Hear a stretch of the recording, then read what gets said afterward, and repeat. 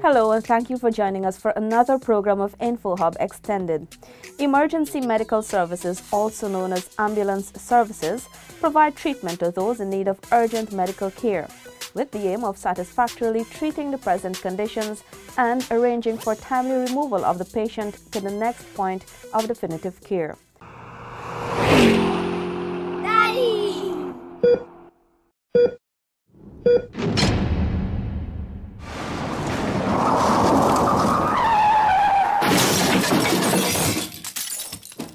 All it takes is 1 second to save a life.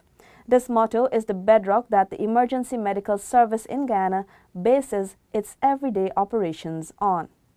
Nobody knows this better than Myrtle Lewis Connell.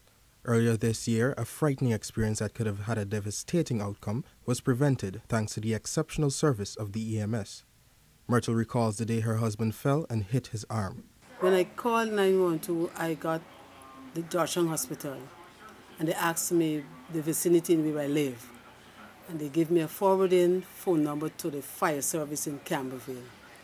I subsequently called that number, and immediately someone answered. And they asked for direction, asked me what is the problem, and I told them. They asked direction, I directed it, and it took, let's say, roughly 15 minutes or so that they got it, because not everybody knows Plum Park so easily. And I heard the thing coming, but like they went in a different direction, and they were diverted here. When they got here, it was 2 young men and a young lady, and they were very polite. They asked questions what led on to his illness, what happened. I explained to them that he had a fall the day before, and I did the normal home first aid, thinking that it was just a hit, but finding out that it was swollen and he couldn't even move. So, and there's no way I could have left him. So the only thing I said, the best place is the hospital. And they came, inquired of me, I told them all I had to say, and they took the notes, and immediately they proceeded into having him transported to the hospital. They were very, very polite, very cooperative. Our journey to the hospital was very, very good. You know, the road is rough, can't help that, but they were very supportive. Even when we got to the hospital, they made sure that he got in, make sure the record that they had was presented to the clerk there before they left us. I'm saying, for my first venture or first attempt having this fire service, I never knew that they had such a prompt service in the first place, because I focused, as I said, on the hospital. And the response that I got from the fire service, it's commendable. I must say that. If they continue along this path, then we will have good services, and there won't be much mishap having delay in ambulance coming to our rescue. Spearheaded by Medical Director Dr. Zulkifar Bucks and Chief Fire Officer Marlon Gentle, the Emergency Medical Services was established in November of 2016. Today, persons in distress can dial 912 to receive professional medical attention within 10 to 15 minutes by trained emergency medical technicians, or EMTs. Dr. Bucks, an expert in emergency care for a number of years, recognized the need for persons to have access to pre-hospital care. This is something which is provided in the developed countries and, according to Dr. Bucks, has been proven as a prerequisite for saving lives. It was something that was on my checklist to ensure that we have in Guyana, because most of the members of the public will know that if you're in an accident or you have a heart attack at home, unfortunately you have to get transportation via some either public spirited citizen or private transportation. And in the developed system, it has been proven that lives are saved quite often if patients are transported by trained personnel in a more efficient and effective manner. So it was always something on the top of my list to do, and when I finished developing the emergency system at GPHC, it was natural for me to transgress, to figure out a proper mechanism to ensure members of the public have this pre-hospital emergency medical services. Currently, the local EMS service, which spans from Monrepo, East Coast Demerara to Providence, East Bank Demerara, comprises 4 ambulance vehicles and 50 trained EMTs. Chief Fire Officer Gentle says that ever since its establishment in 2016, there has been an overwhelming demand. We have responded to over 3,000 calls for emergency medical services from the ambulance services. And this would include from maternity cases, unresponsive patients, and different types of medical emergencies. I think it's, when we launched this service, we did not expect this overwhelming demand for a service, which clearly, justifies the need for such an intervention at that time. Gentle disclosed that there are 2 more ambulances that have been imported into the country. They should be operational very soon, increasing the total to 6 ambulances. This will see the services of the EMS being expanded to regions 3 and 5. We are aiming for, however, by the end of this year, to cover the entire West Berbice, East Bank, and West Demerara with ambulance services. The plan is to recruit and train another 30 EMTs to man these ambulances, because we still have to procure, in this year's budget, another 2 ambulances to fulfill the expansion program. So we are working according to the plan. We're very heartened by the demands, which indicates that we're making a step in the right direction.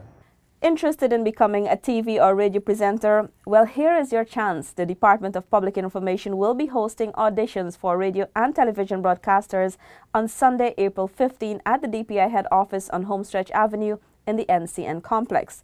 Persons 18 years and older are invited to try out. No experience or qualifications required. Just bring your personality and your voice. Medical Director Dr. Zulfikar Box now explains that one of the main reasons for the EMS's success has been the ability to administer aid during what is known as the golden hour. The golden hour means the first hour is the time that actually where most lives or severe injuries can be prevented. So a lot of people bleed, and a lot of the bleeding, basically what that means, if you're bleeding, especially bleeding, you're going to bleed out within X amount of time. So what they've found is that if you can get these patients within the first hour, as early as possible in the first hour, the medical care, it actually helps to save their life and prevent complications like loss of limb, etc. So that's the whole idea behind the golden hour, and the only service that can be able to achieve that is to have an EMS service that can transport these patients from the accident to the hospital in a safe way. And it's just not transporting. These EMTs are also trained to stabilize fractures and stop bleeding on the scene. So that is actually saving time and obviously saving life. According to Dr. Bucks, communication between the EMTs and the doctors at the Georgetown Public Hospital Corporation is key to ensuring that the service is effective. This allows doctors to be fully prepared for the patient's arrival. During his earlier days in the emergency room, the medical director experienced the effect poor communication had on the performance of on-call doctors. That's something that also triggered my whole mechanism with EMS, because before this EMS service, I was working in the emergency room.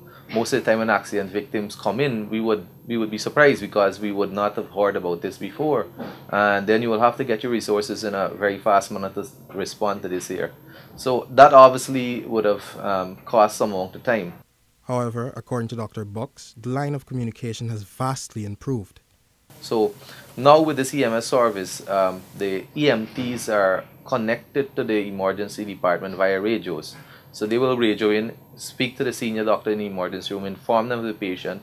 They will get directives on what they can do on the scene before transporting the patient. And at the same time, now we are more prepared in the emergency room, waiting for these patients to come instead of being surprised when they come. So we can get the relevant equipment and resources and team to actually handle and resuscitate these patients in a faster manner than before. Dr. Box shares one of the many success stories that are as a result of the effectiveness and efficiency of the well-trained EMTs. There is the event of the mother that would have called because she was getting abdominal pains, and the EMTs responded. When they went on scene, they assessed the mother, and the good thing is that they are also trained to do deliveries. So when they went on scene, they realized that the mom was in an end stage of labor, and unfortunately, given the distance, they could not have transported her in time. So they had to deliver mom on the scene and deliver the baby. Everything went well. We had a healthy baby.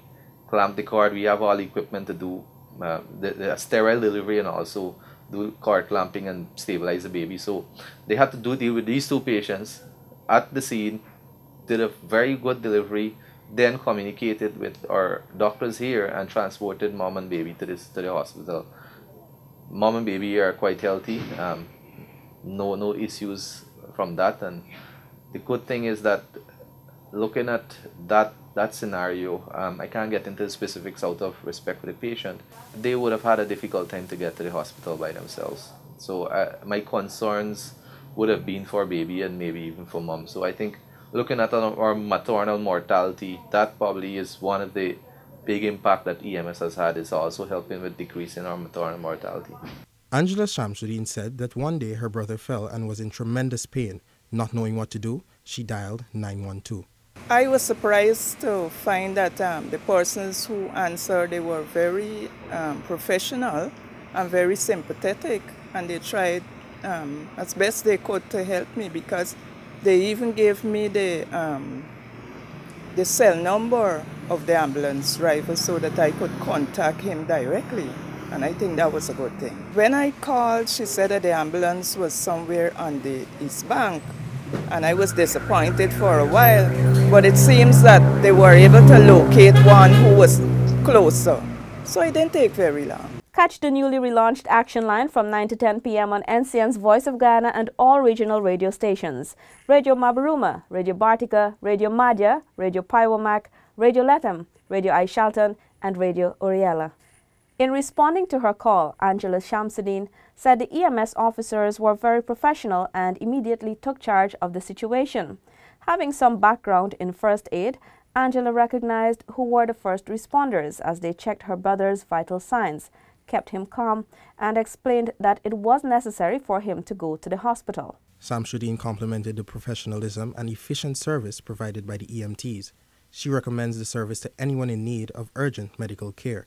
It is a very good thing, because I know that sometimes when persons get hurt, the unprofessional ones who come, they help her, so to speak. Like for instance, if a person got a back injury, it's not a good thing to move them. So I think an ambulance service is the best thing, to call in certain situations, because they would know exactly how to handle that person. Certainly, I would, yes. Even recently, a nephew of mine fell down off of a scaffold, and that's the route that we took, because we weren't sure how badly injured he was. Yes, I would. For persons like Shamsuddin and Lewis Connell, the EMS service has been a lifesaver. Lewis Connell said the EMS is certainly on the right track, and she's hopeful that the service will continue to maintain its current standard. For young people, because they were pretty young people, right? They were very, very effective, very, very efficient in what and they did it with people knowing what they were about. That's the first thing. They went about it positively, knowing what they're about. I'm a person who have certain ideas about first aid, and their approach to the situation, it was commendable. I must say that. And everything about it was in a direct manner, So I can recommend the services anytime, as long as I say that they keep along that path, then you can go a far way. Both Angela and Myrtle agree that efficiency and professionalism is something that the service has not failed to provide. This is something that the EMS recently received international recognition for at the Vermont Healthcare and EMS Preparedness Conference in the United States. The model for Guyana's emergency medical service has been widely accepted, and there have also been requests from other Caribbean countries for assistance in developing their own EMS system. This brings us to the end of another segment of InfoHub Extended, where we highlighted the critical work of the local emergency medical service. Thank you for watching.